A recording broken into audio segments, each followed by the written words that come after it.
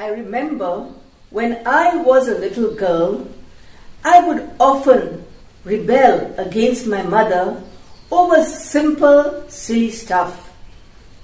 For instance, she would request me to wear a particular dress, but I would insist that I wanted to wear the other. She would often throw up her hands in despair and say, "Here's our little rebel."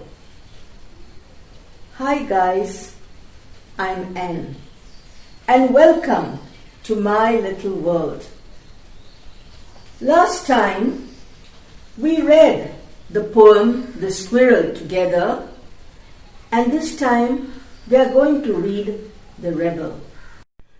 The Rebel, a poem taken from Honeycomb, a textbook in English for Standard 7th, and the poet is D.J.Enright, a British poet.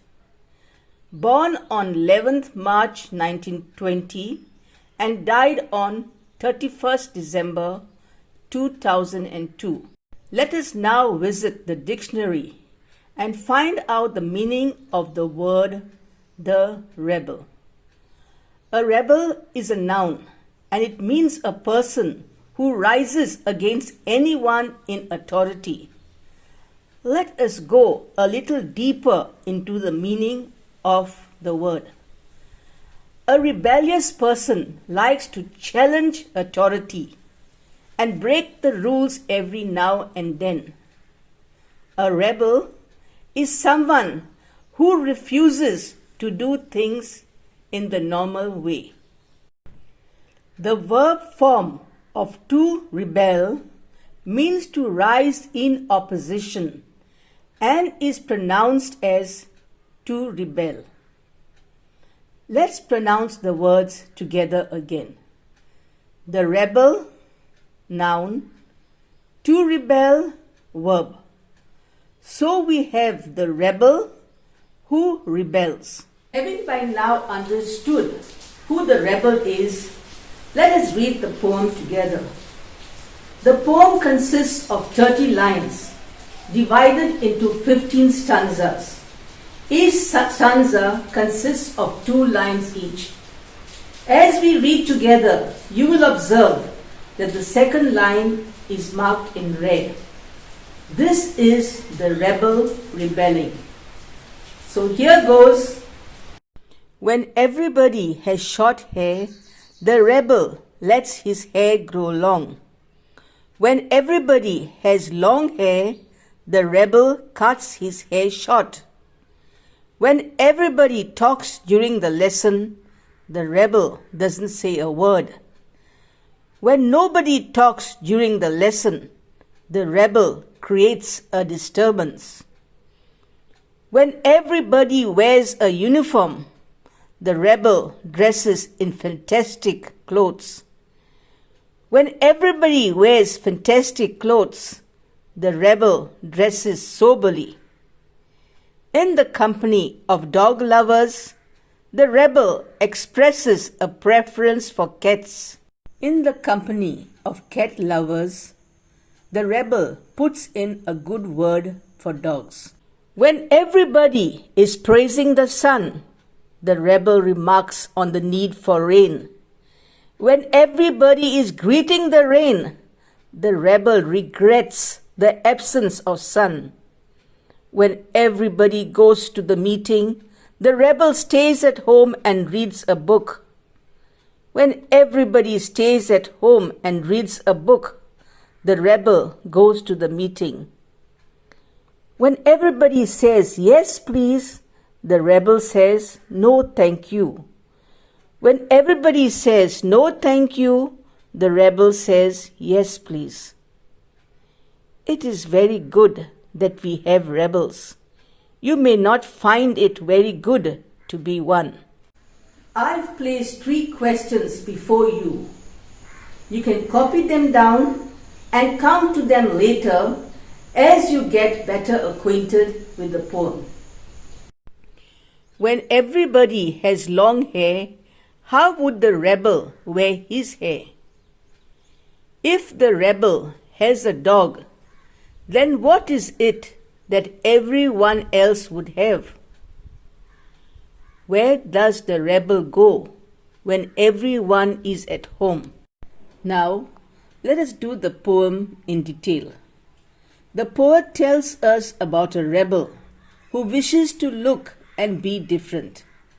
He has short hair when everybody has long hair. When everybody has long hair, he cuts his hair short. When everybody talks during the lesson, he remains quiet. When nobody talks, he disturbs everyone. We will now pause before we continue the poem. Let us see an example of a rebel in our house. Do you have a sister like this? Or perhaps you are a little girl like this. Or is your brother like this? Oh, come on sometimes. You too could be this boy. Do you close your ears when your father is talking to you? Again, this could be any one of us, right? We are so involved in our mobiles. Friends, all teens feel the need for independence. It's part of growing up. Now we continue. When everyone wears a uniform, the rebel wears something different. When others say that they love dogs, he praises cats. When others wish for the rain, the rebel praises sunny days. When everyone goes for a meeting, the rebel stays at home and reads a book. When everyone says yes please, the rebel says no thank you. And now finally, the last two lines, the poet says that it is good to have rebels, for they give us a different way of looking at things. They help us to tolerate differences.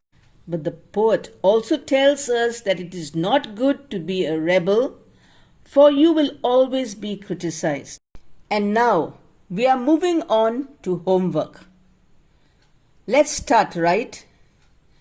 First, I will place 3 difficult words before you: disturbance, preference, absence. Do try and find out the meanings. Next, we move to a small summary of the poem.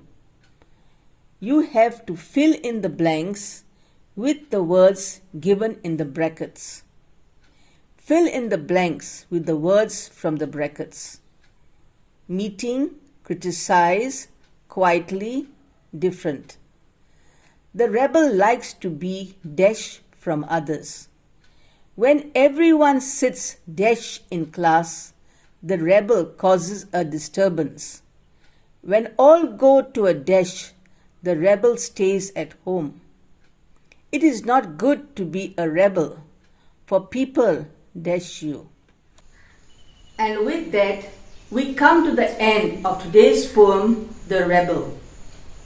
Remember, all of us have been rebels at some point or the other in our life.